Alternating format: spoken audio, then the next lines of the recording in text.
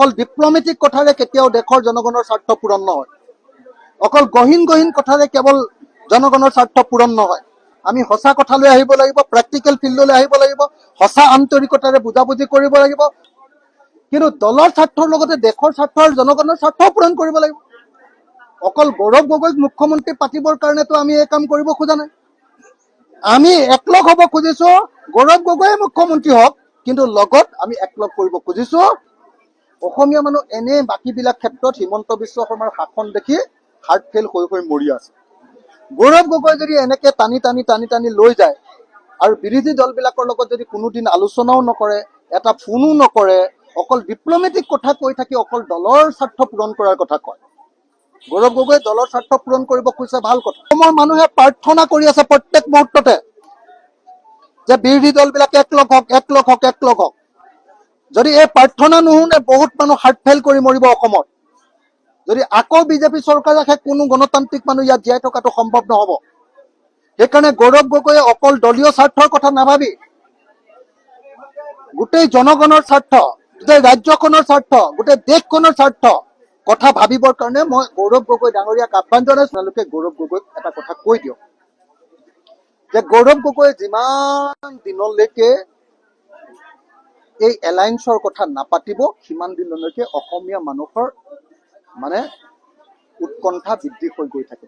ৰাইজৰ দলে যে এলায়েন্স বিচাৰিছে, এইটো ৰাইজৰ দলৰ স্বাৰ্থত নহয়। অকলশৰীয়াকে খেলিলে যেটা চিটত জিকিব, এলায়েন্স খেলিলে কিজানি তাতকে কম চিটতহে জিকিব। অসমৰ ইতিহাসৰ আটাইতকৈ সাম্প্ৰদায়িক মানুহজনৰ নাম হিমন্ত বিশ্ব শৰ্মা হয় নে নহয়? 2 টকাৰ নিমখ 20 টকা, 2 টকাৰ মুৰ্গীৰ ডিম, কণী, কুকুৰাৰ কণী এতিয়া 8 টকা হ'ল। কেনেকে মানুহ বাচি থাকিব? হিন্দু কৰি যদি বস্তুৰ দাম কমাই দিয়ে, তেতিয়াহ'লে ময়ো হিন্দু হ'ম। মুছলমানৰ কাৰণে পেট্ৰলৰ দাম 100 টকা লগোৱা, মোৰ কাৰণে 25 টকাত দিয়া, তেতিয়াহ'লে মই তোমালোকৰ পাৰ্টিত জইন কৰিম। মোৰ কাৰণেও আকৌ পেট্ৰলৰ দাম সমান, ডিজেলো সমান, কিন্তু মই মুছলমানক গালি পাৰিলে মই বৰ ভাল মানুহ। এইটো কেনেকুৱা ধৰণৰ কথা?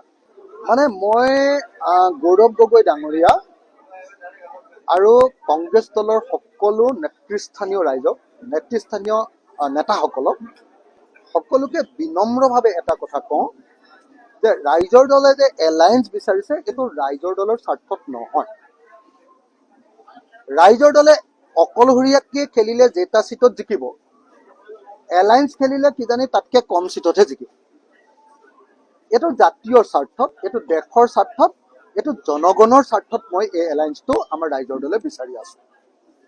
আপোনালোকে সকলোৱে বুজি পোৱা দৰকাৰ যে আজিৰ দিনটোত অসমখন এজন টাইৰেণ্ট বা এজন স্বেচ্ছাচাৰী শাসকৰ নেতৃত্বত চলি আছে, য'ত কোনো মানুহে নিজৰ কথা ক'ব নোৱাৰে, তেওঁক বাকৰুদ্ধ কৰি দিয়া হয়, তেওঁ মুখখন বন্ধ ৰখা হয়। কেতিয়াবা গুপ্ত হত্যা কৰি ৰাতিয়ে মানুহ গুলিয়াই মাৰি দি কৰি দিয়ে, কেতিয়াবা পুলিচে ধমকি দি কৰে, কেতিয়াবা ভয় ভাবুকি দি কৰে, কেতিয়াবা কাৰোবাৰ আঁচনি কাটি দি কৰে। মুঠতে অসমৰ মানুহৰ মুখ কণ্ঠ এতিয়া হিমন্ত বিশ্ব শৰ্মাৰ দিনত সম্পূৰ্ণৰূপে অৱৰুদ্ধ কৰি দিয়া হৈছে। আৰু এই টাইৰেণ্ট বা স্বেচ্ছাচাৰী শাসকজনক যেতিয়ালৈকে খেদিব নোৱাৰিম, তেতিয়ালৈকে অসমৰ মানুহৰ মুক্তি নাই। সেইটো কাৰণেহে আমি এলায়েন্সটো বিচাৰি আছো, নাম্বাৰ 1। নাম্বাৰ 2, বিজেপি চৰকাৰখনে সমগ্ৰ দেশৰ গোটেই দেশৰ সা সম্পত্তি চব বিক্ৰী কৰি, সমগ্ৰ দেশৰ ব্যৱসায় বাণিজ্য সকলোকে শেষ কৰি, যিকোনো এজন ব্যৱসায়ী সোধক যে ব্যৱসায় বাণিজ্য খতম, চব মানুহৰ অৱস্থা বেয়া। আপোনাৰ নোটবন্দী, GST, অগৰং বগৰং। আৰে ভাই, হিন্দু মুছলমানৰ কাম কৰি থাকিলে কোনোবাই ভাত খাবলৈ পাব? গোটেই পৃথিৱীৰ মানুহে কি কাম কৰি আছে, আৰু আমাৰ গোটেই অসম ভাৰতৰ মানুহ হিন্দু মুছলমানৰ যুঁজত ৰখাই আছে। আপুনি কওক, সেই মানুহজনক আঁতৰাবৰ কাৰণে আৰু ফেচিবাদ আৰু সামন্তবাদী যি শাসন চলাইছে, জাতি ধৰ্ম বৰ্ণৰ নামত যি লুণ্ঠন কৰিছে, হিন্দু মুছলমানৰ যি কাজিয়া লগাইছে, এইটোক নাইকিয়া কৰিবৰ কাৰণে আমি এলায়েন্স বিচাৰিছো। তৃতীয়টো হ'ল ব্যৱসায় বচাবৰ কাৰণে এলায়েন্স বিচাৰিছো। চতুৰ্থটো হ'ল বস্তুৰ মূল্য বৃদ্ধি ৰোধ কৰিবৰ কাৰণে এলায়েন্স বিচাৰিছো। 2 টকাৰ নিমখ 20 টকা হ'ল, 2 টকাৰ মুৰ্গীৰ ডিম, কণী, কুকুৰাৰ কণী এতিয়া 8 টকা হ'ল। কেনেকে মানুহ বাচি থাকিব কওক? মিঠাতেলেই কম নে পেট্ৰলৰ দামেই কম? সেইবিলাক বস্তু ক'লে কয় যে ই হিন্দু বিৰোধী। আৰে ভাই, হিন্দু কৰি যদি বস্তুৰ দাম কমাই দিয়ে, তেতিয়াহ'লে ময়ো হিন্দু হ'ম। মুছলমানৰ কাৰণে পেট্ৰলৰ দাম 100 টকা লগোৱা, মোৰ কাৰণে 25 টকাত দিয়া, তেতিয়াহ'লে মই তোমালোকৰ পাৰ্টিত জইন কৰিম। মোৰ কাৰণেও আকৌ পেট্ৰলৰ দাম সমান, ডিজেলো সমান, কিন্তু মই মুছলমানক গালি পাৰিলে মই বৰ ভাল মানুহ। এইটো কেনেকুৱা ধৰণৰ কথা? গতিকে মই আপোনালোকক একদম মই সকলো সাংবাদিক আৰু সংবাদ মাধ্যমক কৰজোৰে আহ্বান জনাইছো, আপোনালোকে গৌৰৱ গগৈক এটা কথা কৈ দিয়ক যে গৌৰৱ গগৈ যিমান দিনলৈকে এই এলায়েন্সৰ কথা নাপাতিব, সিমান দিনলৈকে অসমীয়া মানুহৰ মানে উৎকণ্ঠা বৃদ্ধি হৈ গৈ থাকিব। অসমীয়া মানুহ এনে বাকীবিলাক ক্ষেত্ৰত হিমন্ত বিশ্ব শৰ্মাৰ শাসন দেখি হাৰ্ট ফেইল হৈ হৈ মৰি আছে। গৌৰৱ গগৈ যদি এনেকে টানি টানি টানি টানি লৈ যায় আৰু বিৰোধী দলবিলাকৰ লগত যদি কোনোদিন আলোচনাও নকৰে, এটা ফোনো নকৰে, অকল ডিপ্ল'মেটিক কথা কৈ থাকি অকল দলৰ স্বাৰ্থ পূৰণ কৰাৰ কথা কয়। গৌৰৱ গগৈ দলৰ স্বাৰ্থ পূৰণ কৰিব খুজিছে, ভাল কথা, কিন্তু দলৰ স্বাৰ্থৰ লগতে দেশৰ স্বাৰ্থ আৰু জনগণৰ স্বাৰ্থও পূৰণ কৰিব লাগিব।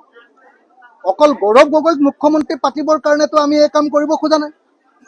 আমি একলগ হ'ব খুজিছো, গৌৰৱ গগৈয়ে মুখ্যমন্ত্ৰী হওক, কিন্তু লগত আমি একলগ কৰিব খুজিছো যে আমি অসমৰ এই টাইৰেণ্টজনৰ হাতৰ পৰা, এই স্বেচ্ছাচাৰী শাসকজনৰ পৰা ৰক্ষা কৰোঁ, আমাৰ দেশখন বিক্ৰী হোৱাৰ পৰা ৰক্ষা কৰোঁ, আমাৰ ব্যৱসায় বাণিজ্যক ৰক্ষা কৰোঁ, মূল্য বৃদ্ধিৰ পৰা ৰক্ষা কৰোঁ, হিন্দু মুছলমানৰ যুঁজখনৰ পৰা অসমক ৰক্ষা কৰোঁ, তাৰ কাৰণে কৰিব খুজিছো। এতিয়া কংগ্ৰেছৰ কাৰণে অকল খালি দলীয় স্বাৰ্থৰ কথা কৈ আছে তেওঁলোকে, যে আমি দলৰ সংগঠন বৃদ্ধি কৰোঁ।